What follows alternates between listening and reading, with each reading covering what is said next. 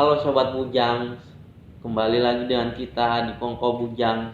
Tema yang kita bahas hari ini adalah pengalaman ketenaga profesional kesehatan jiwa. Jangan lupa like, subscribe, and share. Dan jangan lupa di komen juga dan tonton sampai habis.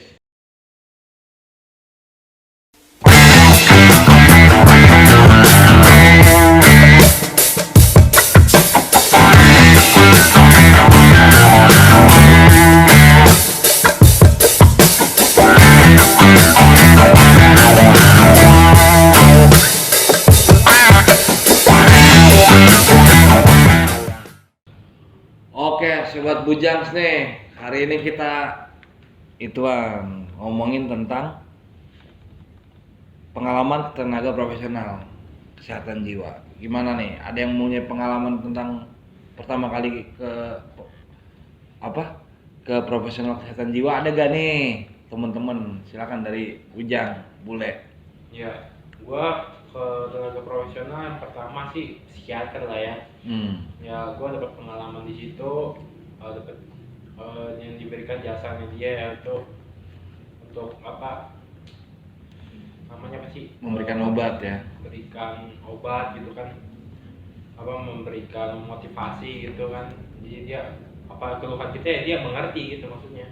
Terus disarankan juga untuk misalnya ke tenaga profesional lainnya seperti UILS misalnya, informasi layanan sosial. Nah itu dan KPSI misalkan dirujuk misalnya, oh bisa nih datang KPSI gini-gini nih udah mulai agak stabil gitu kan. Oke, boleh katanya ke sana untuk untuk memenuhi tenaga profesional itu gitu kan. Ya, silakan Bujang. Mehong ya. Bujang Mehong Jadi nih. pertama kali aku didiagnosis schizophrenia itu sama dokter psikiater aku gitu. Kebetulan di rumah sakit daerah Senen sana. Jadi dokter menjelaskan kalau penyakit kamu ini adalah schizophrenia. Gejalanya kayak gimana? Gejala negatifnya kayak gimana? Gejala positifnya kayak gimana? Terus harus minum obat rutin, jangan sampai putus, everyday gitu. Dijelasin, semuanya dijelasin sampai lengkap gitu. Ya jadinya aku paham. Oh iya berarti aku harus benar-benar butuh obat gitu untuk meredakan gejala gitu. Gimana nih Bujang santuy pengalamannya pertama kali ke kesehatan jiwa? Kapan? Pertama kali gua ke tenaga profesional kesehatan jiwa, gue diobatin ke alternatif dulu, kemudian ke puskesmas. Dari puskesmas gue ditanya sakit apa, kata dokter. Saya bilang saya suka dengar bisikan. Dari puskesmas saya dikasih rujukan ke rumah sakit besar. Dari situ saya disuruh ke bagian psikiatri. Di situ saya tanya keluhannya apa, dan saya jawab saya suka dengar bisikan-bisikan dan emosinya saya suka nggak stabil. Pertama saya disuntik dan diberi obat racikan yang bikin saya ngantuk berat, tidak bisa beraktivitas, dan lama-kelamaan obatnya mulai dirubah, bukan racikan lagi.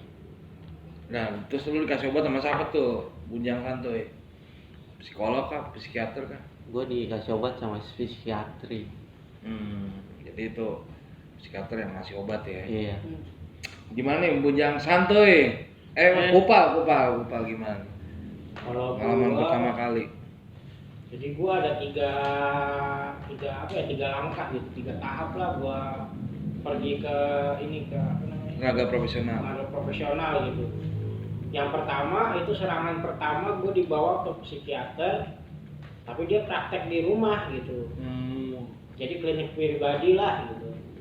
Nah itu di situ gue berobat sekitar 2 atau 3 bulan. Jadi 2 bulan pertama gue itu dikasih obat tidur terus.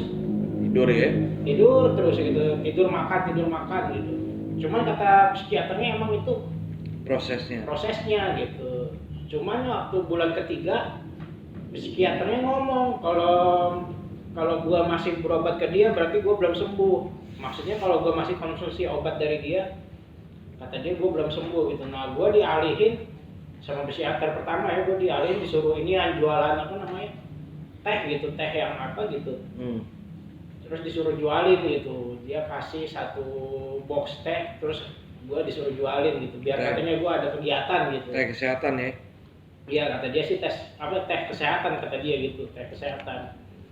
Nah habis itu gue berhenti obat tuh, berhenti obat sekitar setahun lah.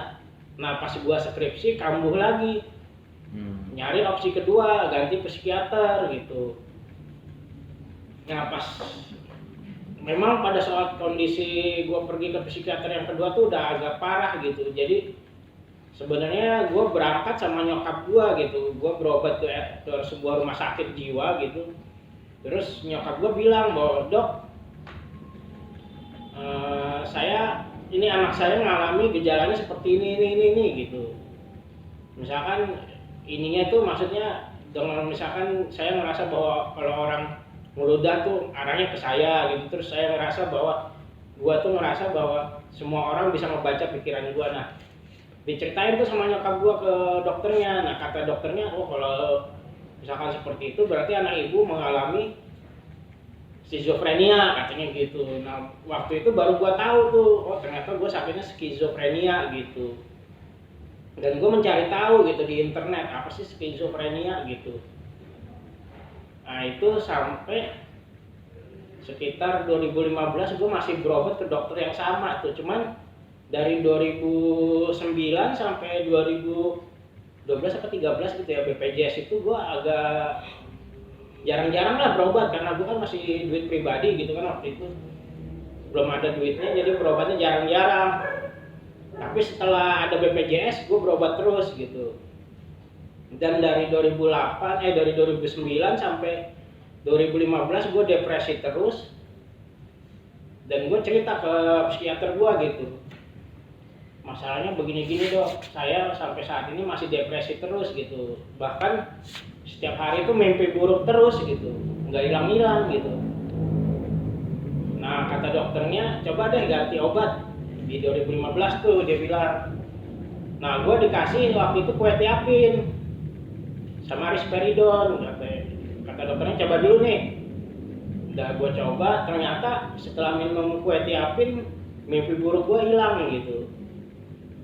Tapi masih depresi terus, masih low moodnya turun terus. Terus ditambah lagi sama Depakot. Nah baru naik gitu. Oke, sekarang kita ke Bujang Akik nih. Oh, iya. Teman kita yang satu ini mau ngasih pengalamannya Pengalaman ke Akik. tenaga profesional. Pertama kali ke tenaga profesional tahun 2019 bulan Januari. Langsung ke psikiater sih, dapat rujukan dulu dari ke puskesmas dulu, habis itu langsung ke psikiater. Diagnosa awal F40 ansietas fobik gitu, jadi anxiety dicampur sama fobia gitu sih. Gitu. Jadi itu diagnosa awal dan obat yang dikasih waktu itu escitalopram, cuman dikasih buat seminggu dulu. Mau dilihat dulu perkembangannya selama seminggu dan sering berjalannya waktu obat bisa dikasih sebulan gitu. Deh, gitu. Nah, sekarang balik lagi ke gua nih, Bujang Keriting. Bujang Kribo. Salah.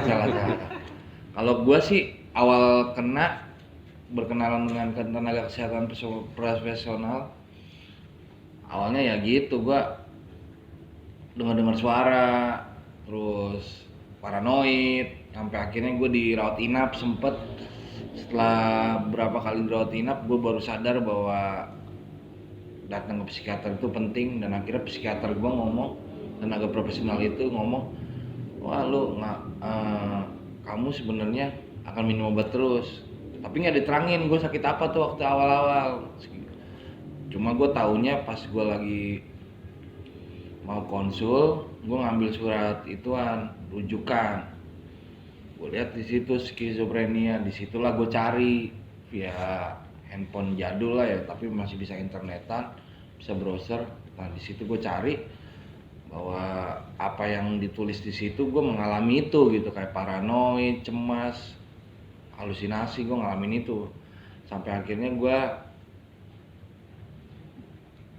setelah beberapa kali ngalamin rawat inap akhirnya gue rutin ke psikiater per tiap bulan.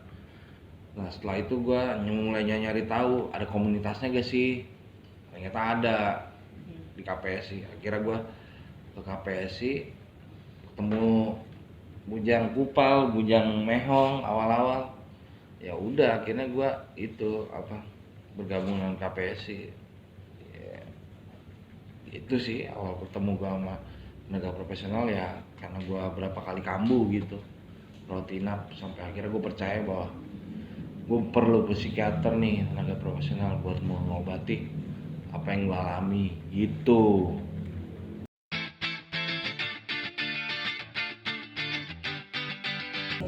Hai Sobat Peduli Jiwa, saya Patrick, anggota KPSI, ingin menawarkan kaos KPSI dengan ukuran S sampai triple XL. Kalian yang ingin memesan kaos KPSI ini bisa melalui Tokopedia di Galeri KPSI dan bisa menghubungi kontak saya yakni 0877 8564 1902. Ya, kaosnya yakni seperti ini. Kalian bisa mendonasikan untuk KPSI untuk bertahan di link ini. Sampai jumpa.